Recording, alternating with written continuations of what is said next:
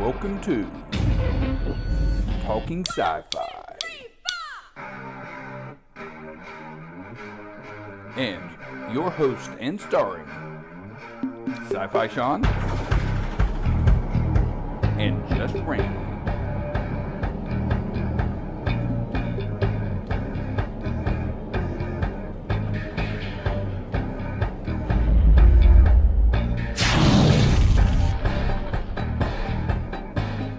To another exciting, fun-filled episode of This is Talking Sci-Fi with your host, Sci-Fi Sean, his co-host, Just Randee, and our special guest appearance by... the one and only Lori. The one and only. There's only one. Usually she's off camera correcting the mistakes that you and I are... She's our encyclopedia. Yeah, like, hey, Lori, what's blah, blah, blah? I'm like, no. She's in there Googling it. You know, we know what you're doing in there. So some exciting news to start with this episode. Some very exciting news. As you know, the year 2020 was the year of the plague and the end of time and the end of world, and a lot of events were canceled. Sci-Fi Bartow 2020 made the cut. So this year we had Sci-Fi Bartow was the only convention that happened in Florida last year. It wasn't virtual, right? That was not virtual, right? There was a lot of virtual ones, but you know. That's some people's things, and it's not mine. But you know, yeah. Did you watch any of those ones? People interaction. The small town that we are from, where Sci-Fi Bartow originates, is a very close knit family kind of a town. Very conservative. A lot of churches here. Good people, but the people in charge were scared that these events, like which we're involved with, such as Sci-Fi Bartow, Bloomin' Arts Festival, Honeybee Festival, Friday Fest, and other exciting things. They canceled all of them because they didn't want to be super spreaders. Now, not bragging, but out of all those events, Sci-Fi Bartow drags in the most outside visitors. So, of course, we were put on the chopping block for February 2021. So, just a month ago, less than that, we got the okay that we could do Sci-Fi Bartow in February. Yay! We've already got tons of vendors coming. We're going to social distance the vendor spots. We're going to ask people to wear a mask if that's still a thing, because the political world has changed. We don't know which way it's going to go or not. My prediction was that when the election happened, the virus would slowly disappear, and I think that's what we're going to be seeing. I think it was a politically motivated thing. That's just my opinion. I do have people that got sick, but was it the coronavirus or COVID-19 or X43 or whatever the hell they're calling it now? Right. Could be. I don't know. So we're doing Sci-Fi Bartow. So if you're interested, jump on Facebook page, find the Sci-Fi Bartow. We're doing Rise of the Robots, which is going to lead us into this talk we're going to do. We're going to talk about robots in this episode, but we want to tell everybody that Sci-Fi Bartow is going to be February the 20th. 2021 in downtown Bartow from 10 a.m. till 6 p.m. It's going to be fun as usual. Tons of cosplayers, costumes, all types of vendors, food trucks, car show. Randy's working on a car show. We're going to have the Cylon Raider back for the first time in 2 years with the Haggerty family. We're going to bring the giant Cylon Raider life size from Battlestar Galactica. You can get pictures with it and sit in the cockpit. There's going to be a mystery machine there, we know for sure. The TARDIS is coming back from Doctor Who. All kinds of exciting things. And you've got, 70, 80 cars already lined up, right, Randy? Yeah, we're close to that already that are confirmed. We're going to have Romeo and his anime car club come back again. Yep, that's going to be really awesome. Everybody's excited. Ironman will be there. Ironman will be there. Right. Yep, the Ironman sports utility vehicle will be there. We call it Jarvis. Enterprise Truck's not going to be in the show this year. What? Yes, she's been damaged, and she got in a fight with a Klingon bird of She prey. has hull damage. She has hull and structural damage, so she's on a refit. So our good friends, I've spoken with Thomas at Chilton Signs, and they're going to refit her for us. So robots, androids, cyber guys, Daleks, Borg, which are really kind of a cybernetic being, but they're mostly robot. Robbie the Robot, Bender from Futurama, R2-D2, C-3PO. Robots are in any and every incarnation of science fiction, regardless if it's a highly intelligent computer called HAL that runs the Odyssey on 2001: A Space Odyssey. Sonny. Sonny from iRobot. It could be anything. Wally. Wally. V'ger from Star Trek, which was actually Voyager 2. Oh, really? Which they just got contact with yesterday for the first time. That. Yep. That is fantastic. So we don't know if it's going to come back to Earth and be a giant cloud or anything. But I am V'ger. That's scary. That was the bald-headed chick I dressed up as. She was from that. Your favorite Star Trek movie, That's with all the right. music and everything Yeah. that you love so much. It's not that bad anymore, Sean. You don't think so? No. Whatever I got to say to keep you from bringing it up. No, I'm And bringing it that's up. my favorite Star Trek show. There is nothing you're going to stop from bringing it up. But we love robots. They're in everything. They're cartoons. They're anime. Rosie. From the Jetsons. You know, Randee. What is when you think of robots? I know you're going to go with the Star Wars in, which is fine. Not necessarily. so- Not necessarily. Growing up as a kid, I was a big RoboCop fan. Okay. Would that be considered? More of a cyborg. We'll give you that. But So I'm also a big Terminator fan. right, he was a robot. Yes. Yes. So all the different Terminators, 1 to 15. I only whatever watched they 1 are. and 2. They're everywhere. But I know another one is I believe it was iRobot, where Yes. they were trying to Yep. take over. Will Smith.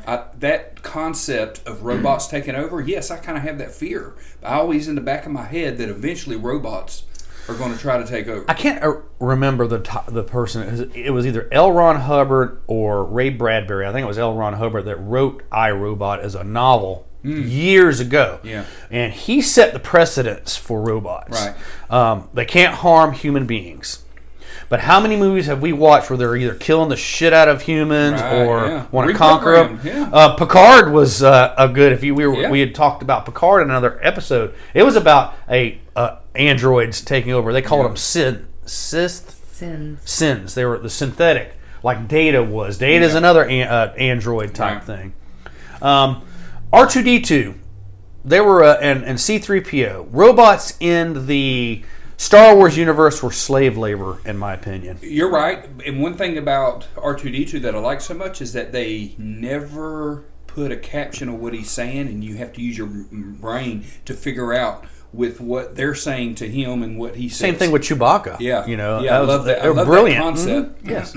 Of not knowing what they're saying. Yeah. I think what kept me going through the crappy Star Wars movies after the first 3 from the 70s, and then they did these crap movies, was that R2-D2 and C-3PO were constant to the very end Yeah. in those movies. And, you know, that was kind of iconic there as when, well. Right. When Disney took over, they added their own robot, which was BB-8.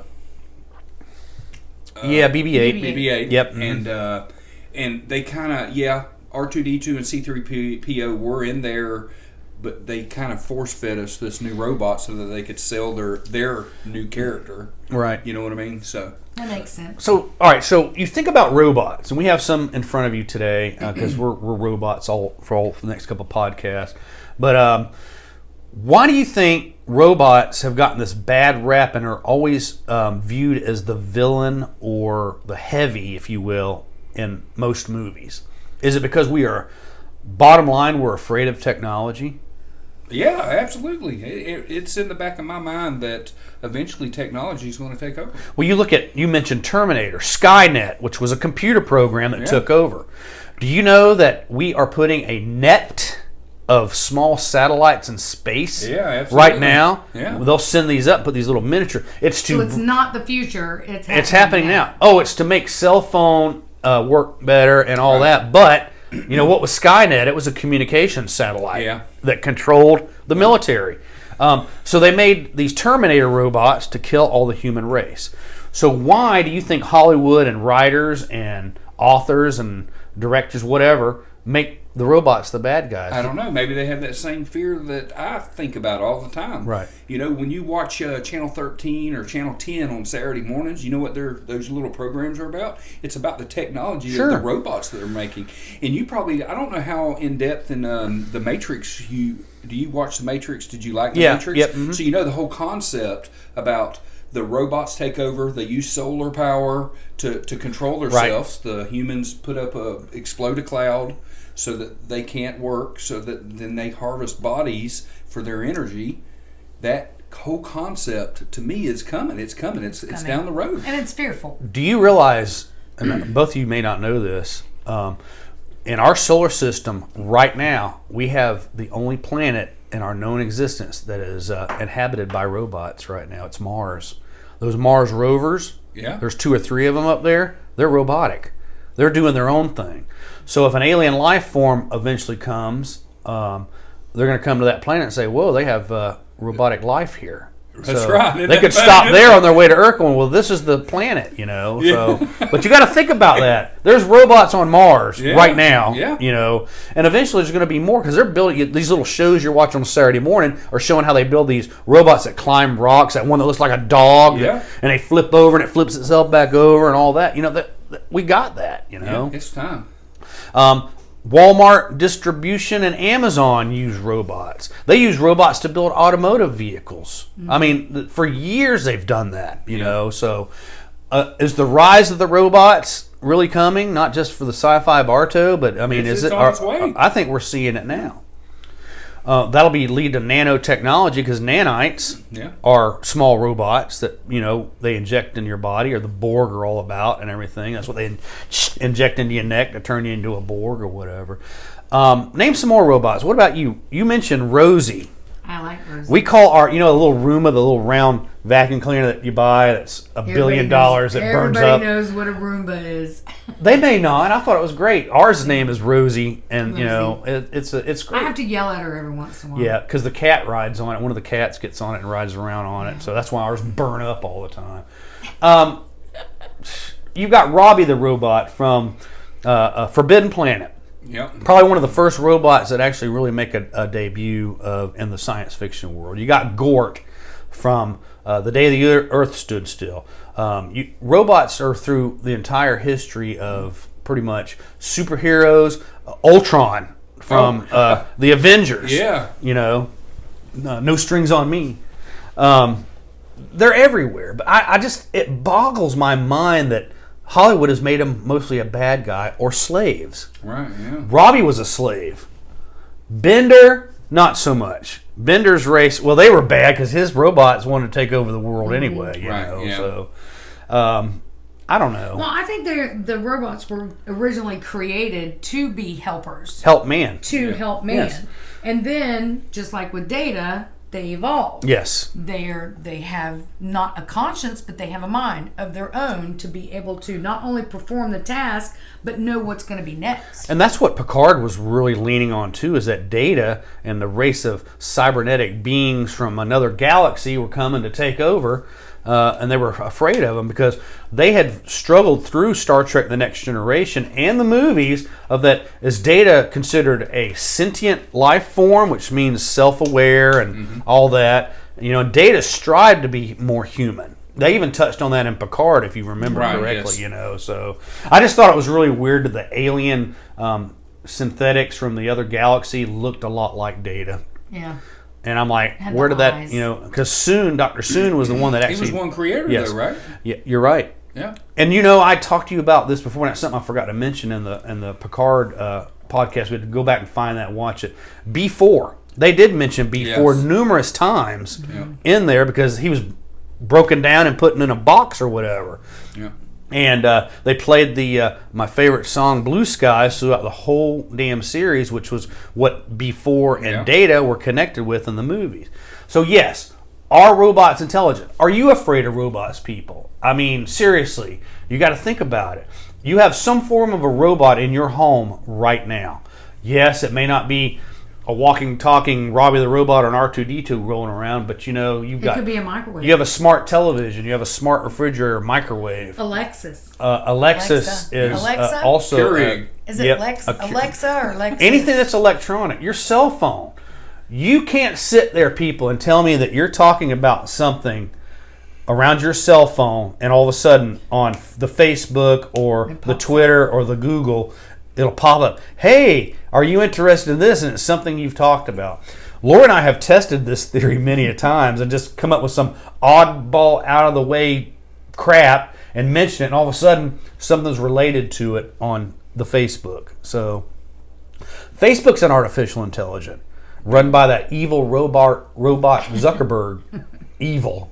Facebook is evil, people. Remember that. Evil. Are you really leaving? You ain't leaving. I'm not leaving. No. I mean, He's not leaving. I saw a thing that said that you were leaving on some date and moving over to. No, there's some sort of a new social media parody, or not parody, but another one that has nothing to do with Facebook that everyone is going to, because not only if you one political view or another, people are realizing Facebook is kicking you off. Is using you like they've warned us for years. We'll probably get this episode blocked now, won't we? No, we're good. Anyway, robots. They're everywhere. They're going to be here. And love them or hate them, might as well get used to them. Just remember, electromagnetic pulse, people. It wipes out all electronics. Remember that. Other than minivans. So, any last? Yes, other than minivans from 1987, War of the Worlds. I think it was a Dodge Caravan. It was. Any final thoughts, Randy, on robots? No. Stay safe. What about you, Lori? I just want to remind everybody, Sci-Fi Bartow 2021. If you want to be a vendor, contact me, sci-fi-bartow@gmail.com. Spaces are limited. I need to hear from you now. Sponsors. We're looking for some sponsors. We have 3 great sponsors that are already on board. So you can pop these pictures up. SNL Restaurant, Bedrock Wings of Bartow, Carla Meeks Realty, Chilton Signs, Main Street Comics, memorabilia. They're a mainstay with us. So that's it for this episode. My final words to you people is: robots are coming. Run for your lives! Resistance is futile. We'll see you next time on This Is Talking Sci-Fi with Doing the Robot. Bye.